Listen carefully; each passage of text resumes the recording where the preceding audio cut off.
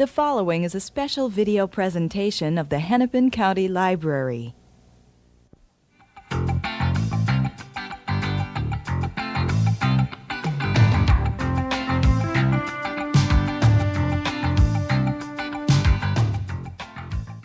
Welcome to a discussion with author Christina Baker Kline. I'm Steve Benson.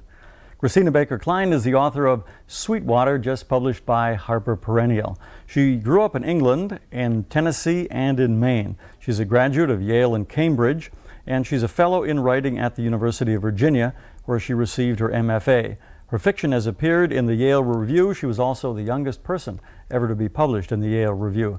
She now lives in New York City and teaches creative writing at New York University and at Yale. Welcome to the program. Hi, thank you very much. Well, first of all, I felt when I read your novel that I was being pulled in several different directions.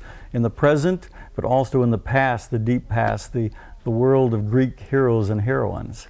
Well, it's a very contemporary novel in that it's clearly influenced by the 20th century. While I was researching the book, and before I even started writing it, I was reading a lot of modernist writers. So there's a sort of tone to the voices that is self-revealing in a way that novels weren't before this century. So I would say that it's very much a product of its time in that way. But at the same time, I was also reading a lot of Greek drama. And so some of the structure of Sweetwater, even though you wouldn't be able to tell it probably by reading the book, comes from Greek tragedy. And I was very influenced by that.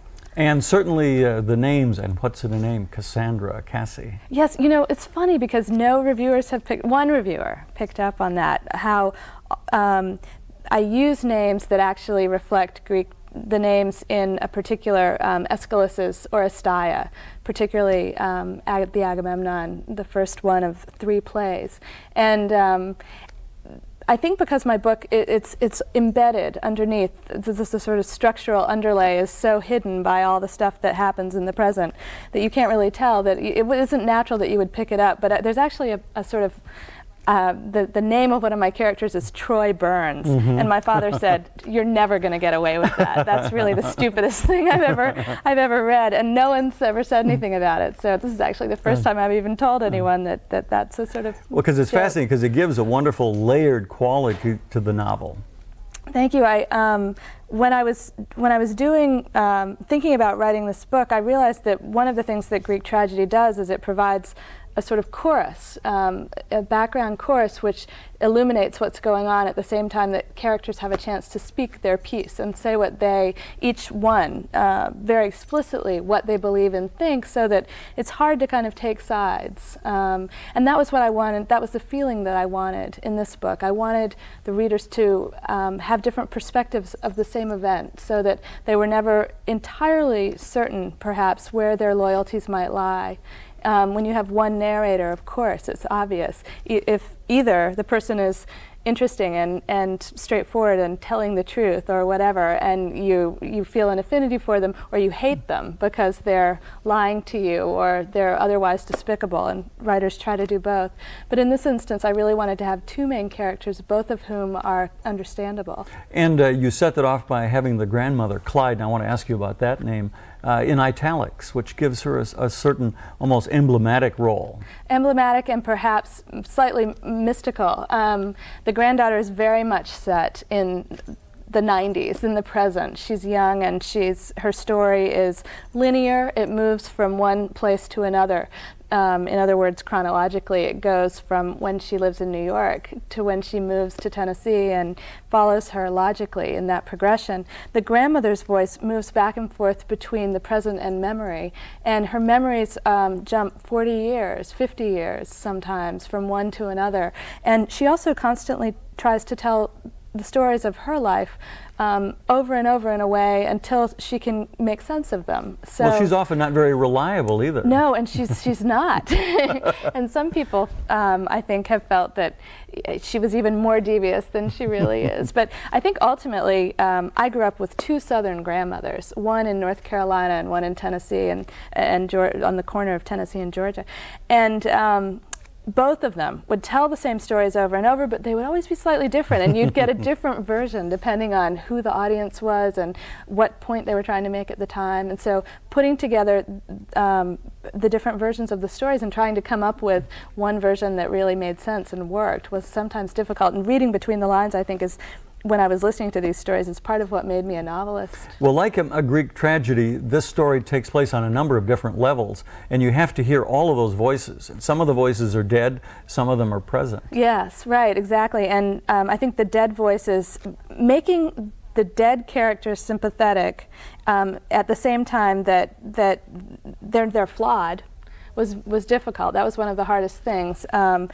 The grandfather in this book has been dead for about, I guess, a year when the book starts, or right around there, and he never gets a chance to speak. And the grandmother has so much anger toward him that her stories of him are actually quite vitriolic. At the same time, I think you read underneath and see what kind of person he was.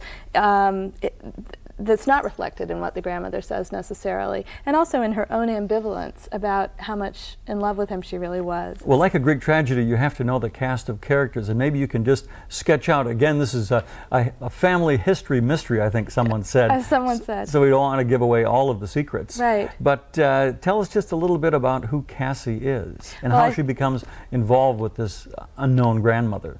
I think I was jumping ahead a little bit. The story is about this young woman named Cassandra who grew up in New England, whose mother died when she was 3.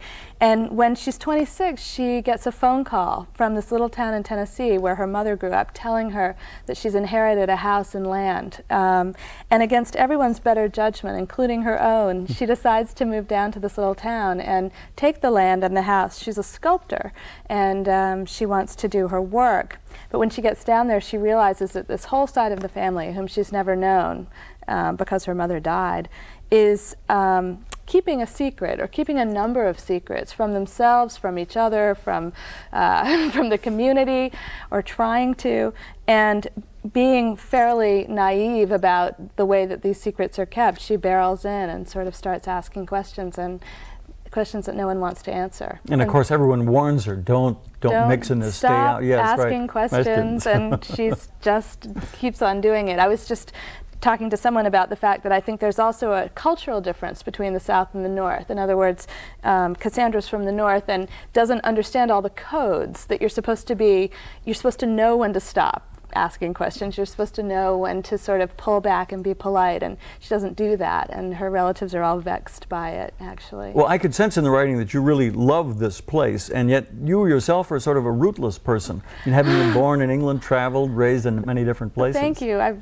That's not a very flattering term, but I guess I am rootless. My family, though, is very rooted in the South, and you know, I must say, I don't think this is an explicitly Southern novel, and I've talked at a lot of Southern writers' conferences about it. I can't consider myself a Southern writer because I didn't grow up in the South, and as you can tell, my accent is not Southern. But at the same time, my parents are both Southern, and generations, you know, every generation back to whenever is from the South on both sides. So I did grow up hearing those voices, and as I said, my grandmother's voices in my head. So I think that in that way, it's got some of that Southern tradition of storytelling, which my parents grew up with and which I grew up hearing about. And that place is, I think, so almost mythological for me because it's a place that it was sort of a home that we would go to. My father's mother lives about an hour from the town of Sweetwater, so it was a very familiar place to us and a very warm place for us. As a writing teacher, generally one tells students not to use the first person, and yet you chose 2 first persons.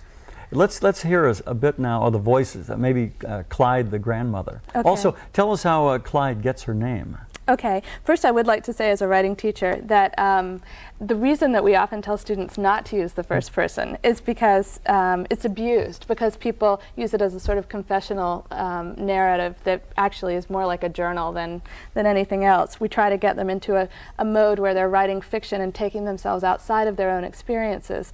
For me, that with the grandmother, that wasn't a problem at all. Alice Walker talks about how when she was writing The Color Purple, her characters came and sat around her in a circle, and she felt like she was really the medium through which they were telling their stories. And with Clyde, I certainly felt the same way. I felt that she somehow inhabited me while I was writing. I know that sounds a little new agey or something, but she actually was telling her story through me. With Cassandra, it was much harder, and I did what I tell my writing students to do, which is I actually had some trouble writing it in first person, and I went back and wrote it in third. I did the whole thing in third person. And when it was accepted by HarperCollins, my editor said, you know, I think you're ready to do this in first person now. I think that these voices should be equivalent, and you might want to try it. And so I did. And of course, it's not just a matter of changing the pronouns. When you change from third to first, I had to sort of delve back into it, but it made it a richer story, I think, and it worked. But it was hard for me to separate this 26-year-old from, I was 26, 27, 28 when I was working on it, so it was hard to separate that at first, but I eventually did, and using that technique, for all you writing students out there, move it into the third person if you're having trouble separating, that really helped me. But I will read you very briefly some pieces. And how does Clyde get her name? Clyde gets her name because her husband's last name is Clyde, Amory Clyde, and he sort of bestows this on her. Slowly she loses pieces of her first name. And I grew up with a grandmother who was called Baker. My grandfather called her Baker, and I never knew why. And I think I have given my character some of the motives that I'm not sure really existed in real life. But it was always interesting to me that she was called Baker, and that she just accepted it, and that was what she liked to be called. So I'm going to read you now a section about Clyde's feelings about her granddaughter Cassandra moving into the house she lived in for many years in Tennessee. Nobody's lived in that house for years, and with good reason. It always had too many windows, and now half of them are broken, screens rusted and torn. The floor creaks, the plumbing drips. I guess she thinks it's romantic. I don't know. Young people think they want to hold on to the past, but the past they're holding on to is nothing like the life we lived. The house was always needing work, and the land was wild. In winter, the chill came in through windows and under the doors, and the children got sick. The yard was mud when it wasn't ice, and I was worried that the gas stove in the kitchen would kill us all in our sleep by fumes or explosion. I have no romantic notions of the past. If I could have lived then the way I do now, I'd have done it in a minute. It wasn't the past to us. It was just the best life we knew how to make. But now she comes down here digging in the past like it holds some kind of answer, playing the part he gambled she'd take. She's there by herself in that house on the hill, exploring the attic and the cellar, shoveling up the earth to plant flowers, searching under the porch for where her dog took her shoe, replacing rotten floorboards. In her own sweet time, she's getting closer and closer. In her own sweet time, she's going to find it. Yes, and find it. And of course, find it, yes. That's the secret, one of the secrets. What are they both searching for, the grandmother and the granddaughter? Yeah, and I think that what I should say about that is that what they're both searching for, which is the actual literal thing, turns out to be much more metaphorical than I think either of them thought. And for the grandmother, the great fear that this thing will be discovered actually has more to do with the torment that's going on inside her than anything else. So it's sort of a psychological barrier. In the opening, you quote William Faulkner, "The past is never dead. In fact, it's never even past." Right. And that wonderful passage that you read about the grandmother thinking that young people want to grab onto the past. Right. So what's a wonderful notion. There is that feeling. There's this terrific short story, again by, I don't know why I have Alice Walker on the brain, but by Alice Walker called Everyday Use. And it's about a young woman going back to her mother's home and appropriating all the things that the mother used in a utilitarian way as art. You know, the quilts, for example. I'll hang this on my wall, and the butter churn. Well, this will go in my living room. And the mother says, you have no clue about what our life was like and what it was like to really have to use this stuff. And suddenly to you it's all very quaint. But I think there is that generational gap. Let's hear a little bit now of Cassandra's voice. Okay. And also there's a beautiful passage, it's a little too long to read in the beginning, where she talks with her father about that name and how she discovers the import of the name. Right. Cassandra's talking about how the name Cassandra is, of course, from mythology and from Greek drama, the name of a woman who is fated to tell the truth but never to be believed. And she sort of plays that role in the book, although she doesn't always know what the truth is, but the people aren't ready to hear it, whatever that may be. And so she does live out the sort of legacy of this name, even though I don't think she realizes that's what she's doing at the time. So names are important in the book in that way. Let's hear a little bit of her voice. Okay, this is on her drive down south. Sunday morning I crossed the border into Tennessee and everything turned blue. Highway 81 cut through lush blue-green valleys, stretching like a runaway Christmas ribbon over wide swaths of gently sloping rises and falls. The night before, the landscape had been cluttered with small, miserable houses hunched against the highway, dirty convenience stores, surrounded by litter and debris, groups of restless teenagers looking for action on a Saturday night. There'd been none of this expansiveness, this possibility of hills continuing for hundreds of miles beyond the road. This land yielded up clear streams, muddied brown rivers, primeval valleys, and all of it, gray and heather and green-brown, blended into something shadowed and somehow blue. For several hours, driving through Virginia, a dense gray fog had blanketed the lowlands. I drove with the windows down. All I could see out the front still waited to be metamorphosed into the new day. It was an odd sensation. I felt like I was driving into the past. That's very beautiful. She quite literally is obviously driving into the past, into her mother's past and into her family's past, and that again is part of what this is about, is being willing to forge ahead when sometimes it seems like things have been buried so long that there's no way to get at them. She's a person who's looked for her mother in many different places, and towards the end of the novel, she goes to a cemetery, and I think she says that it's so strange to be looking for my mother in a place where she might actually be. Right, terrifying, yes. I think. Sure. But that journey into the past, it's her past, but yet you have this family, it's their present, and it's a place full of secrets and lies and deception. Right, and I think and they don't like this intruder very much. No, and I think that would be true anywhere in the country, that you have some outsider come in and sort of stir everything up when you finally, I think Clyde even says, finally found a way to live with it. Found a way to live with what's happened in the past in a way that isn't sort of destroying the present and perhaps the future. Although, of course, I think ultimately those kinds of secrets do, whether we want them to or not. And having someone come in and stir them up may be painful, but ultimately I think it may be the best way to sort of have it all come out in the open. Much of the novel is about this love-hate relationship that develops between Cassie and Clyde. Yeah. In the beginning of the novel, you have this wonderful sort of a three-part section where Clyde talks about how she met her husband, and she tells different stories to different people. Right. Wonderful lesson in deception, maybe a little delusion, self-delusion too. Well, she sort of does that throughout in different ways. She keeps telling the stories depending on her audience, as I said, my grandmothers have done themselves. But yes, and also deluding herself sometimes. And so what we were talking about, I think perhaps before the interview started, one of the people who influenced me when I was working on this is Ford Madox Ford, a writer from the early 20th century who wrote a book called The Good Soldier, in which his narrator was so entirely unreliable that it made you uneasy. It was the most beautiful portrayal of an unreliable narrator. And in some ways, Clyde is herself unreliable, even though she sort of purports to be telling you the truth of what's going on time after time. You soon realize that you have to read between the lines in order to get her full story. The house that Cassie moves into, it's been deserted for a long time, and yet she throws all this tremendous energy into it.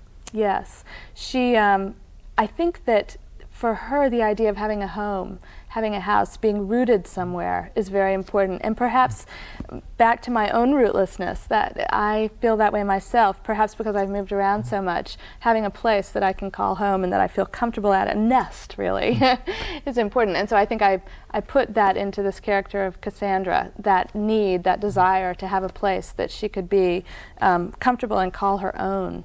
And this Cassandra, her only link with, in a sense, her own past is via the telephone. Right, exactly, which is a curse and a blessing, yes. I think, depending on her perspective. She says it sits in the middle of the floor, almost mocking her, whether it's ringing or not. Sometimes I think I have her listening to the answering machine and not wanting to have any ties to the life she used to live in New York. And she also is a person trying to define herself. I mean, she's looked for her mother, this mother who died when she was 3. There are 2 passages that are really quite fascinating. She makes love in college with a girl who sort of resembles her, and then she has an affair with a person who turns out to be her cousin, but again, someone who resembles her. Right. Both of these love affairs of people that resemble her. There's a mirroring, and it goes on all throughout the book. And I've gotten that from various, I was playing with that idea from various different sources. A twinning. I mentioned at one point that the grandmother has a twin who died at birth. And I am looking for in Cassandra and Cassie mirror images of a family, and trying to come to terms with what identity is and how you define yourself separate from family and separate from community as well. And so I think in the larger sense, that's what I was talking about. But Cassandra specifically grew up without a mother. And so in a way never had a sort of model for what she should become or how she wanted to become a woman and an adult. And so I think in some ways she's always looking for someone who can reflect back something in her that will help her grow up. And in the figure of Clyde, who is probably a very smart, bright person, falls in love with this disreputable character, and she has her best friend, Bryce, who betrays her. And that's a kind of a mirroring too, isn't it? Yes, exactly, it is. And that's almost a sort of Snow White, Rose Red mirroring. Bryce is a dark-haired, beautiful part Cherokee woman, and Clyde is this kind of Irish, English woman. And they play out this friendship and this rivalry in a way that is both destructive and I think ultimately reflects a kind of love, a great love for each other that is never expressed explicitly. There's a beautiful scene where they're nursing their 2 children. And Clyde is aware even then of the sort of rapaciousness of her friend, and that's terrifying to her. All the feelings that maybe she wants to have that she can't express herself. And then so much of the mystery involves the pool and the 2 women who are alone at the pool. Right. The watering hole, the whirlpool, which is where, of course, the title of the book comes from. I mean, Sweetwater is the name of the town, but Sweetwater was something I was playing with in terms of thinking about a drowning and thinking about what that meant for Clyde, the main character. When you were constructing the story, did you have a mental image of this town? There are also very beautiful descriptions as Cassie comes into the town, she sees the town, and then also a wonderful bar where she goes to work as a waitress. She has to get some money, after all, to live in this place. Right. That bar is actually in Charlottesville, Virginia.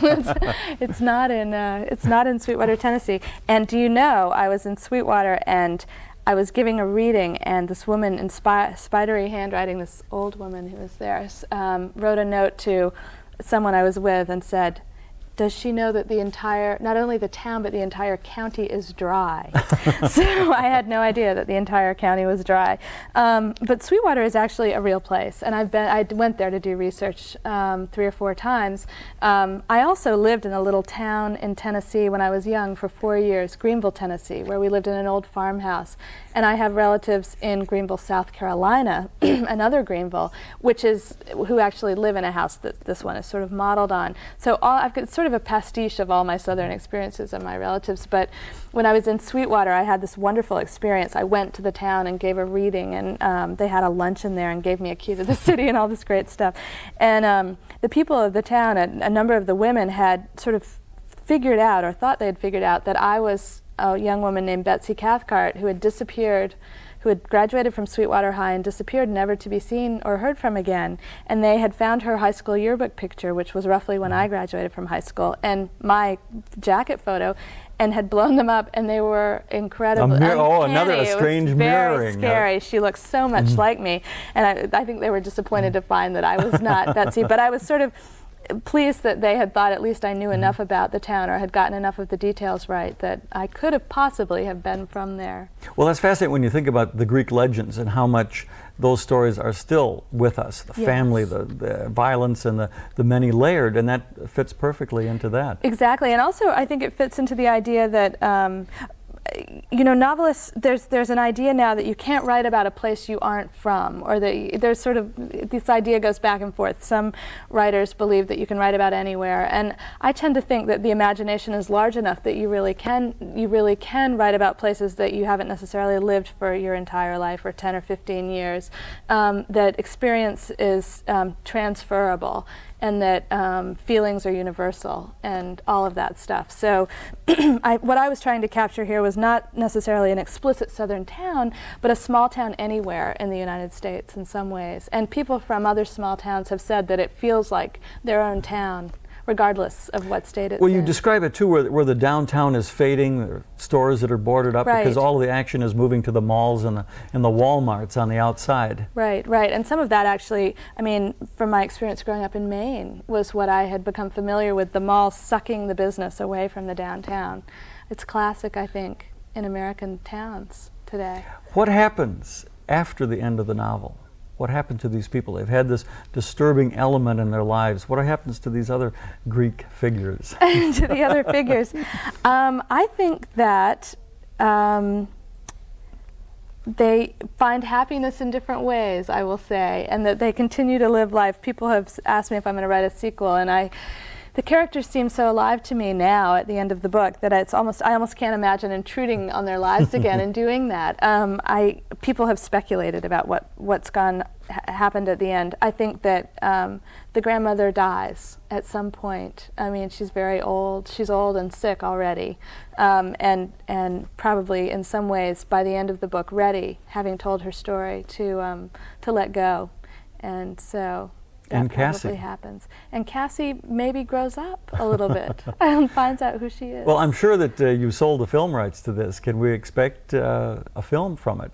Well, they tell me so. I don't know. I'm not involved in the screenplay. I'm not interested in writing a screenplay. I'm working on 2 books right now. One is fiction and one's nonfiction. But they have just re-optioned the film rights, and so I tend to get I get a little bit of money without having done anything, and nothing that I know of is being produced at the moment, so we'll see what happens. Well, look forward to having you back in the Twin Cities. Thank you very much. I've been talking today with Christina Baker Kline.